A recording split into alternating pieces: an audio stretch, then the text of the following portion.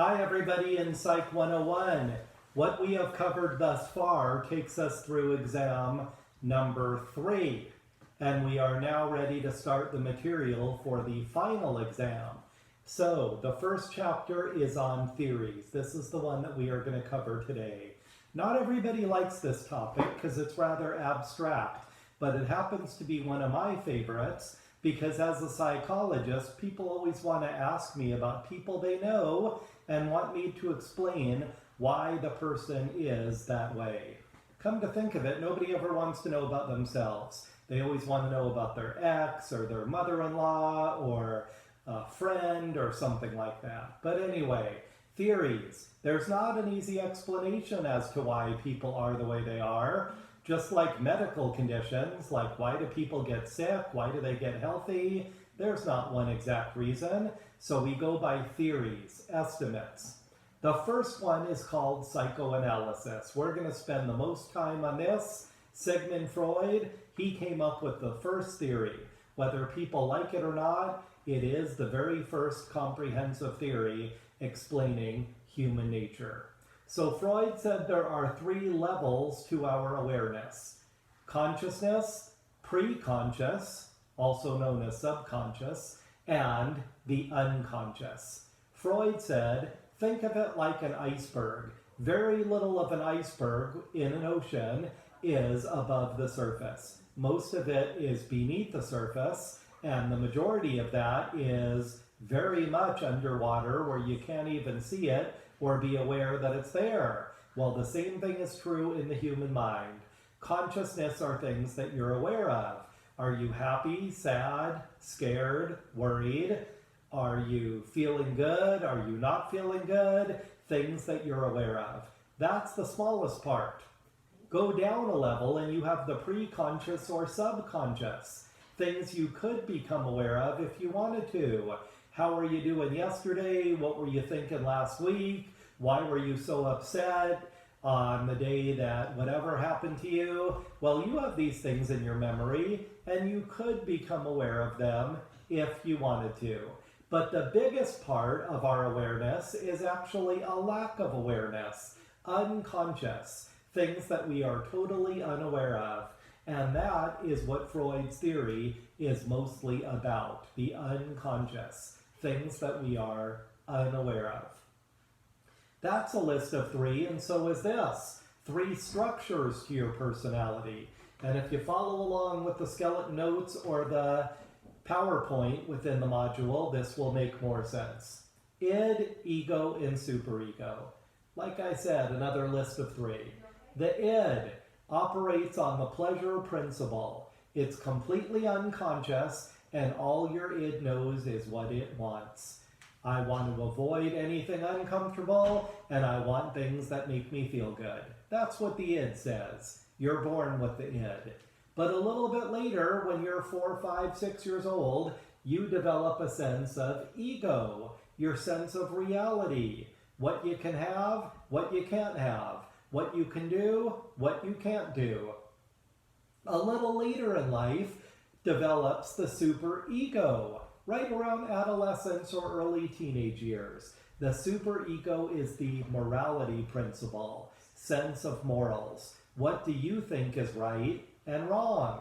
So you might have guessed already, the ego is caught in between the pleasure principle, that feels good, and the superego, the morals. Freud thought that humans were driven by sex and aggression, just like other animals. And yes, we're allowed to talk about that in a class like this. Let's start with the aggression part. You're so mad you could hurt somebody, that's your id saying it would feel good. But your superego would tell you, no, you're not that kind of person. The ego is caught in the middle. Sexual feelings, same thing. The id tells you what it wants and what would feel good. The superego is the morals. The ego is caught in the middle once again. Same thing about sleeping in late. The id says it would feel good. Your superego says, no, you need to get up and do things today. Money, the id might tell you that stealing money out of the cash register at work would make you feel good. Your morals are supposed to tell you, your superego, don't do that. and the ego again is caught in the middle. So what does the ego do to deal with all this stress? Develops defense mechanisms. There are 11 of them. You only need to know 4 for the exam. You're welcome. 11 would be too many, don't you think? So, first one, repression. The ego can make you forget that the stress even exists. You forget about the whole circumstance, the whole event, but that doesn't last for long. The memory will always come back. Denial. You just don't think it's a big deal, like an alcoholic in denial, somebody who's dying in denial, someone who doesn't believe that a pandemic is a big deal. Denial. You do acknowledge it, but you don't think it's a big deal. Projection. Accusing someone else of feeling the way you feel. So you accuse your partner of cheating on you when you're the one doing it. You accuse a friend of being jealous when you're the one who's jealous. Think of like a projector like we have in our classroom. Projecting an image. Well, instead, you're projecting feelings. So of all these defense mechanisms, even the ones we haven't covered here, is there any good one that's productive? Yes. Sublimation is the only good one. Sublimation is when you use negative feelings to do something positive. You're overweight or out of shape, you join a gym or you start exercising on your own. That's sublimation. You're tired of making minimum wage and working for someone else and you go back to college. That's sublimation. Using negative feelings to do something positive. The last thing about Freud, he had a theory of development. We didn't go over this in the chapter about human development, but we will now. 5 stages in order, you might have guessed it, psychosexual development. Freud was pretty big into that, sexual and aggressive stuff.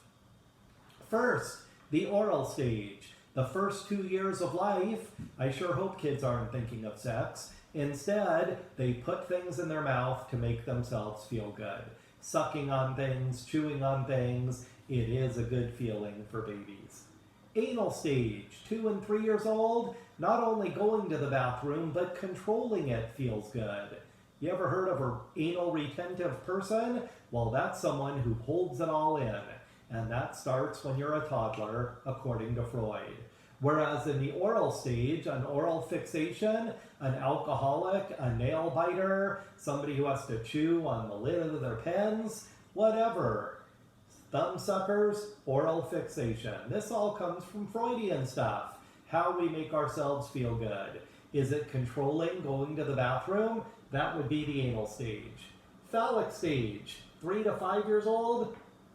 Kids often talk about penises and vaginas. Yeah, I'm allowed to say that in this class. They talk about sex, things they've heard. It's embarrassing, because you know at that age they don't really know what they're talking about, but they sure don't mind, saying those things at the most inopportune moments. It can be quite embarrassing to be around a preschooler who says things like that, not even knowing that it's inappropriate. Next stage, latency.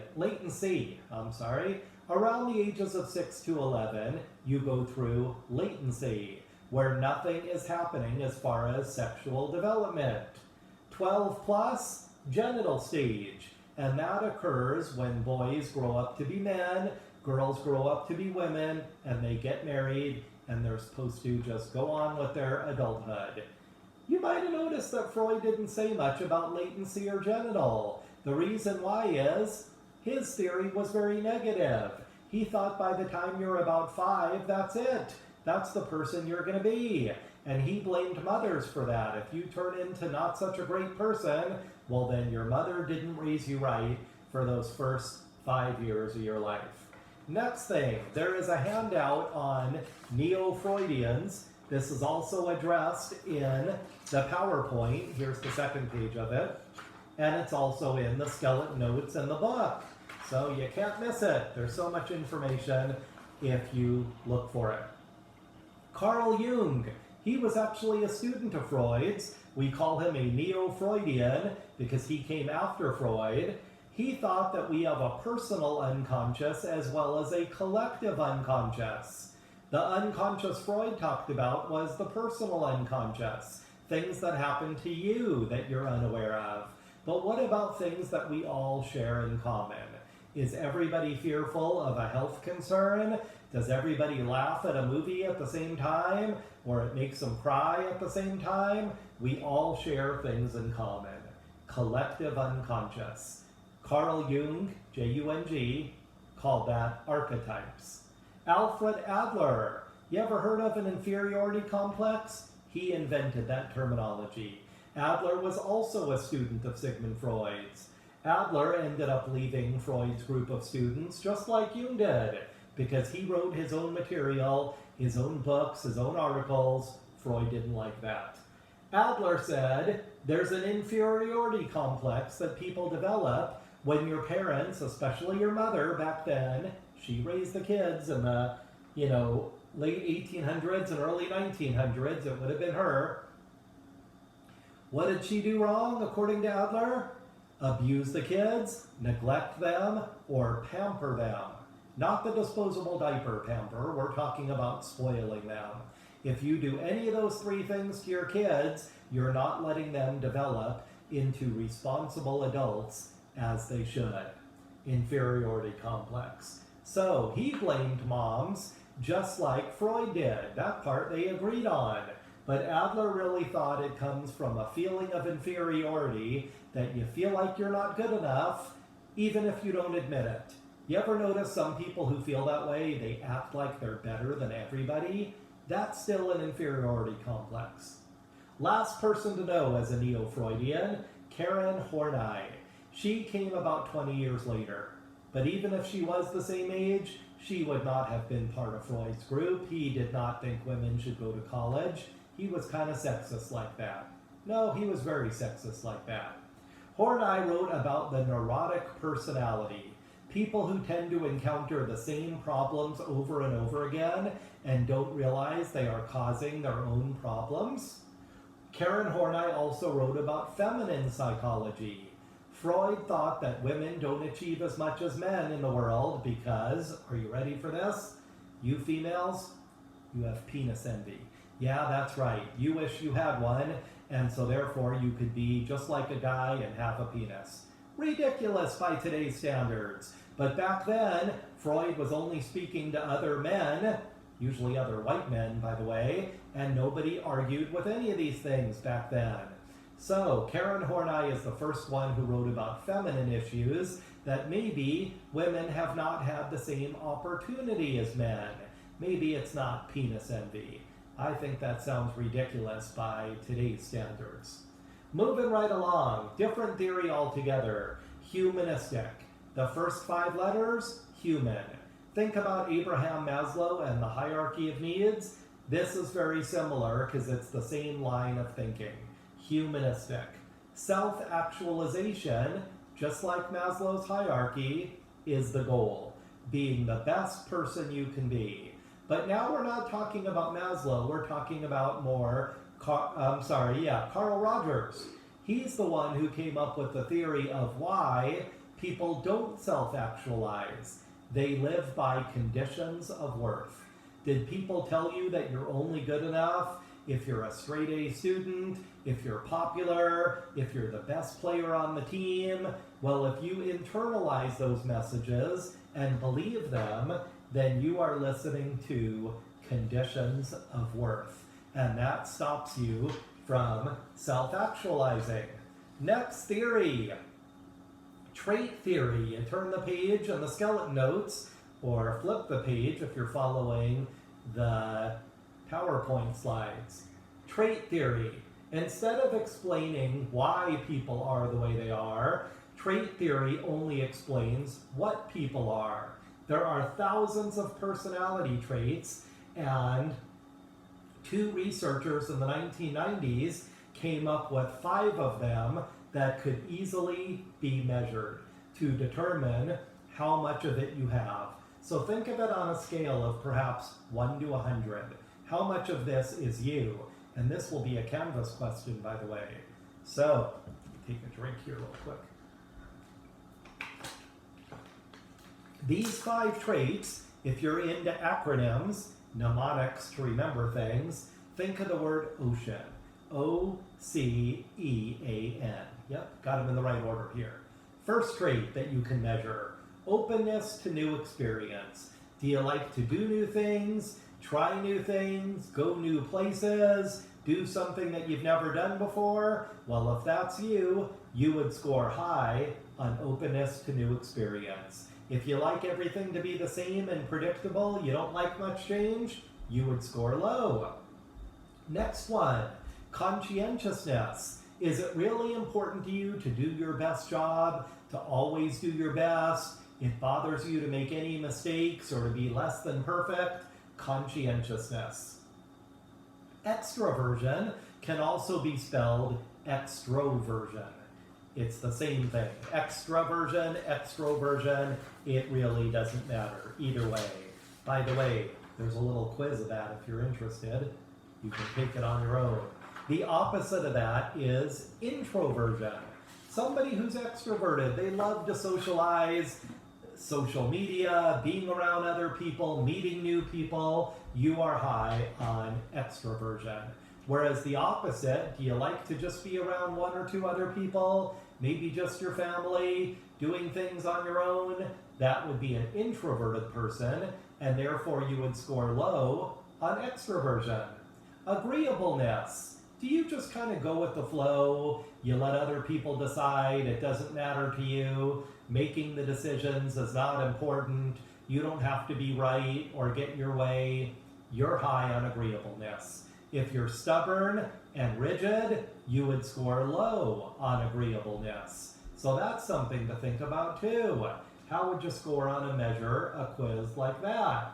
And the last one is a Karen Horney term, the last letter of the acronym OCEAN. Neuroticism. Do you keep having the same problems over and over again? Doesn't matter if you move or drop one class and take a different one in college, hang out with a different group of friends, it's going to be the same problems over and over again. You are high on neuroticism. Last theory for you to know, social cognitive. This has to do with social things that happen in your life and cognitive, thoughts in your mind. First of all, you might remember the Bobo dolls and that study from the learning chapter. Well, self-efficacy is by the same person, Albert Bandura, who came up with the Bobo doll study and social learning. Self-efficacy, what does that mean? Your belief in your own abilities. Not self-esteem so much, that's whether you like yourself or not. Do you believe in your own abilities? That is self-efficacy. By the way, this will be a test question. People who are successful in college and in life in general, they don't always have the highest IQs. Instead, they are high in self-efficacy, they believe in their own abilities, and back to trait theory, they are conscientious. It really matters to do a good job if you are a successful, driven, motivated person. That goes along with 5B on the skeleton notes, also a PowerPoint slide, locus of control. Julian Rotter came up with this in the 1960s, internal versus external. If you have an internal locus of control, you take responsibility for your life. If something goes wrong, you look at how to fix it. Whereas external, you blame everything on other things and other people. No personal responsibility. So there's a third factor of a successful person. Internal locus of control. Something goes wrong and I say, what did I do wrong and what can I do to fix it? That's a better way to be than external. Moving right along, the last part of this video is the last part of the chapter. How do we assess people's personalities? This is what I do when I'm not teaching my life as a psychologist. Assessments, evaluations. So, 3 things I want you to know. We'll keep it simple. Interviews can be structured or unstructured. Structured is when you ask very exact questions. What's your name? How long have you lived in this state? What medicines are you taking? But unstructured means you just have a conversation with the person. So usually in a court case like I deal with, I want to interview multiple people. If it's a juvenile, I'll interview parents or guardians, teachers, school administrators, employees at the hospital or the jail where the kid is at the given time. I want as much information as possible. I can be structured, exact questions, or unstructured. They both have their pros and cons. Maybe it's better to be a little bit of both, a little in between. Records. The more records you can get, the better. However, records are only as good as the records you are given and who put the record together in the first place. You might have noticed in class that I am usually the oldest person in the room. This is going to sound strange. If we were in class together, there would be more records in the world about you than about me. How is that possible? Because most of them that are online and kept on computers, storage spaces, whatever, are within the past 20 years. That was really not a thing until pretty much the late 90s and early 2000s. Records used to be on paper, and then paper was discarded, thrown away, or shredded.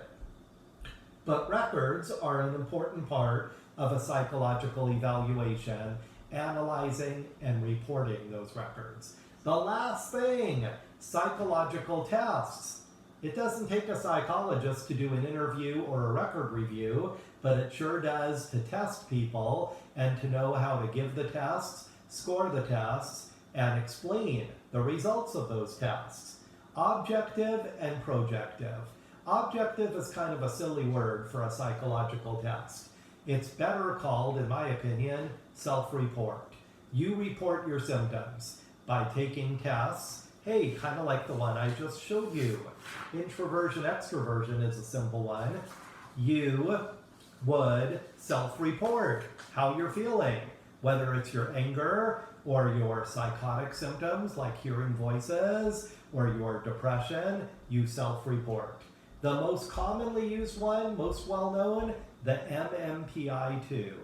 567 true-false questions. It gets an enormous profile about people of their symptoms and whether or not they're even telling the truth in the first place. Projective. This is Freudian, psychodynamic, psychoanalytic, whatever you want to call it. Measuring someone's unconscious. You can look this up in your book or the examples on the PowerPoint. Two that I want you to know. The Rorschach, the ink blot test. Trying to determine how somebody sees blots of ink and what that means about their unconscious. The other one I want you to know, and the last one, actually the last topic of this video, the TAT, Thematic Apperception Test. Black and white animated drawings, and what people will do is tell a story to you about them, and you're delving into their unconscious. Do they identify with one person more than another in the story? Do they sense happiness, anger, fear? When they tell you a whole story, you learn a lot more about that person. So what did we cover today? Not anything factual. This is theories. Theories of why people are the way they are. And as a psychologist, this is something that is asked of me often. Why is this person like this? Well, all I can do is tell those people theories.